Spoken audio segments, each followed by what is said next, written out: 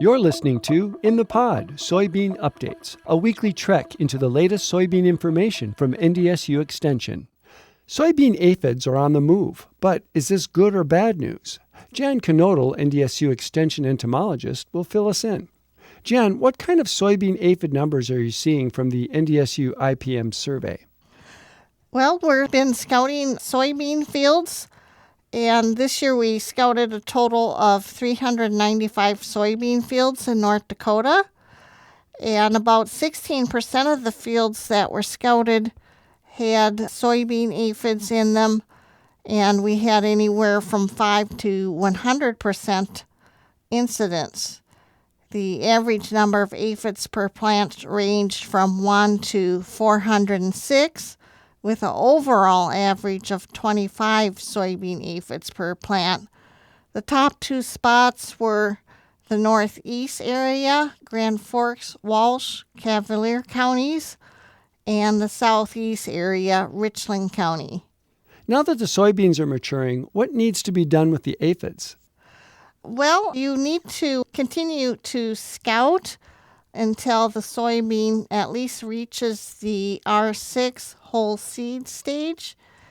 You know, it's pretty uncommon in North Dakota to see an economic population of soybean aphids then, but you need very high numbers, and the plants will probably need to be stressed by drought before we'll see any yield loss at that stage. But the aphids are moving down now to the lower mid-canopy. If you're out there scouting some fields, late season here, be sure you look at that lower to middle canopy for the aphids. And the soybean aphids do follow the nutrient flow that's, moving to the developing pods right now. We've still seen soybean aphids in many fields, but their populations are low, well below the threshold. And this is probably due to some of the summer thunderstorms we have that washes them off the plant. And we've also noticed many beneficial insects out there that feed on soybean aphids. Jan, what other insects are affecting soybeans?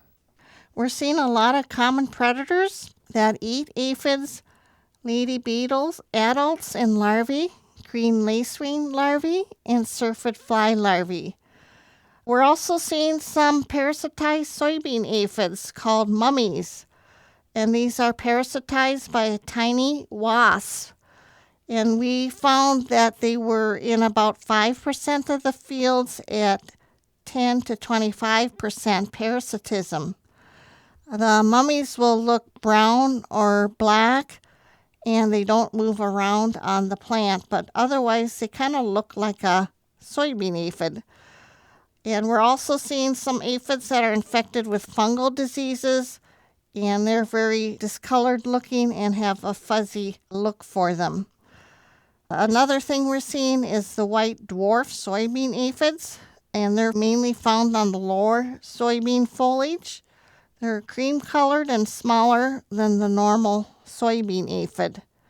White dwarf soybean aphids have a reduced reproductive rate, about 70%, and a shorter lifespan.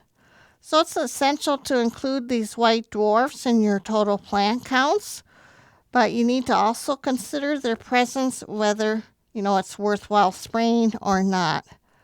We believe the white dwarf aphids are more susceptible to predators and parasitoids as well. And the last thing I should mention is we're just starting to see winged soybean aphids on the soybean plants.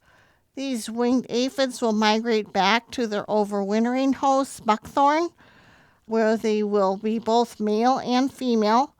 They'll mate and then lay eggs, and they'll overwinter in the egg stage. This migration is being triggered by the shortening day length and the onset of soybean maturity, which is signaling the end of the growing season. Thanks, Jan. Our guest has been Jan Knodel, NDSU Extension entomologist. You're listening to In the Pod, Soybean Updates, a weekly trek into the latest soybean information from NDSU Extension, supported by the North Dakota Soybean Council.